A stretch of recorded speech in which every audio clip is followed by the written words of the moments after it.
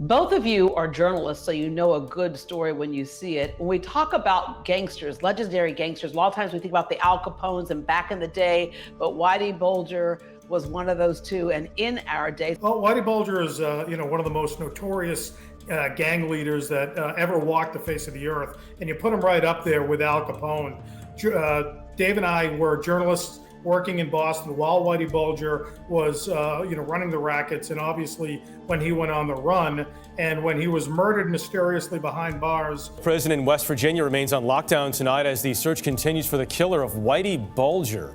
The Boston gangster was dead within hours of arriving at that prison in West Virginia.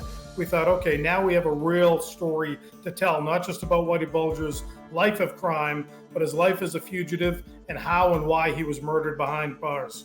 Dave, it's interesting. You all talked to so many people who knew Whitey Bulger. I happen to know somebody who said, he really helped me and my family as a kid growing up. And I said, so he was kind of a good guy in some ways? And he goes, no, make no mistake about it. That's not exactly true. It was very interesting to see how he worked that neighborhood. Yeah, that was his game, and Whitey Bulger really was, as Casey mentioned, was kind of a fake Robin Hood. That was the myth that he liked to portray, was that he was just out there keeping drugs out of the neighborhood and that sort of stuff. When kids would go to jail, he would give the family money to help them, or when husbands or boyfriends would go to jail, he'd put money in their canteen, and it was kind of his way of buying loyalty in the neighborhood and also buying their silence. So nothing could be further from the truth that Whitey Bulger was some sort of noble gangster. And that's a big reason why we decided to write this book, was to kind of dispel that myth once and for all. The other thing that's kind of crazy is that, I think we all get, even though it's illegal, we all get when someone's making a whole lot of money doing certain things. But he would color outside of the lines. That whole idea of honor among thieves didn't do that. Y'all start the book with a hit list that he had. This guy was always thinking about who he could take out. And those are just the victims that, we know about. You may want to add even a dozen more people to that list. And Whitey Bulger's, brilliance as a criminal was his ability, as you said, to really color outside the lines and play both sides. He was one of the most notorious FBI informants in American history. Whitey Bulger's brother was at that time the most powerful political figure in Massachusetts. So he had a lot of power just outside of his neighborhood and outside of his gang. He was, playing all fronts toward the middle. And that's what ultimately, elevated him as one of the greatest, or I should say most notorious gangsters that ever lived. He also was inside law enforcement. Yeah. Well, one thing I would add to what Casey just said is that, we all know about the 19 murders and the potential other victims that may be out there, but he really caused misery for an entire generation in Boston and beyond, the whole region, really. I mean, there's so many families that lost sons and husbands and boyfriends and brothers and uncles, not just to violence, but to the scourge of drugs that Whitey Bulger pumped into those neighborhoods. So many guys went to jail for work they did for Bulger and his crew. So this guy had a 40-year reign of terror running the rackets in Boston, and the wreckage from that remains to this day. When you are most wanted, we seem to think that it's just a matter of time, and it was just a matter of time, but how was he able to be on the run for so long? What were some of the things that he did that made him successful underground for a while? Well, he was a master of being a fugitive. Whitey Bulger, even at his advanced stage, was a student of how to, live life underground, if you will. So he really, his commodity was Social Security cards, fake IDs from people that he either bought from or stole from all across the country. He had been setting up and planning his escape for well over a dozen years. He stashed millions of dollars in safety deposit boxes all over the United States and crisscrossed the country with his girlfriend because he thought, nobody would be looking at a middle-aged or aging couple. People would be, really focused on a solitary figure walking the streets alone. So, Bulger was very smart and very crafty. But what we love about Hunting Whitey is it's also the story about that crack FBI team that eventually caught him.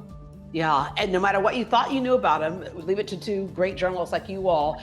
You found things that people just didn't know about because you had unprecedented access to interviews of people that hadn't been talked to before. What was probably one of the most crazy things that you found out about him that people just in general didn't know? A key to this book for us was we got 70 letters written by Whitey himself to a friend of his in jail that served time with him down at the federal penitentiary in Tucson, Arizona, a guy named Chip Janis. He was actually Whitey Bulger's prison art teacher. In those letters, much of which is in the book, he really lays out what his life was like as a criminal, as a fugitive, and as an old man in prison. So I think there's many things. I think the big get that we have in this book that was never really reported before was that Whitey Bulger was actually stabbed in prison in Tucson before he was even moved to Florida and before he was moved to the prison where he was actually killed. And that story of him being stabbed in that prison in Tucson, Arizona is a really wild story. He was a rat. He was a government informant, so he certainly wasn't somebody that garnered a lot of adulation from his fellow prisoners. Bulger was very instrumental in his own mythology.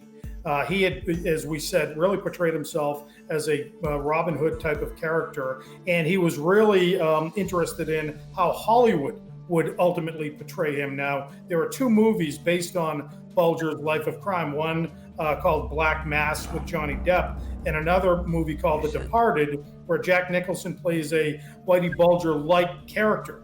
Well, the day that movie opened in 2005, who was in a movie theater in San Diego is Whitey Bulger, and he's watching his fictional version of himself on screen. He was willing to put his own freedom in jeopardy just to make sure that Hollywood got his story right. Little did he know there was a cop from Boston 4 rows behind him and almost arrested him on the scene. What do you hope we can learn from people like Whitey Bulger that can help us in crime fighting of today? No tears for Whitey Bulger, but there was a lot of mistakes made in the way that he was transferred around. An 89-year-old man literally thrown to the lions, put into a prison in West Virginia filled with mobsters from Massachusetts. And these were Italian mobsters. And how did Whitey Bulger make his career? By ratting out the Italian mafia. So there's a lot of questions to be answered there. What we can learn from him is how law enforcement can be corrupted in these situations. And certainly there's plenty there for that. What was his childhood like? Is there anything there that says, of course we created a Whitey Bulger? His favorite heroes back then, they weren't the baseball players like Babe Ruth or Ted Williams. It was Bonnie and Clyde. It was John Dillinger. And he was going to break bad anyways. But when he got into the federal prison system in the early 1960s, he participated in and volunteered in a government LSD experiment that was being used to fight the Soviet Union at that time. Well, gentlemen, thank you very much. Hunting Whitey, whatever you thought you knew about Whitey Bulger, you learn a whole lot more in this book right here. It's a fascinating read. Thank you so much for having us, Deb. Thanks for having us.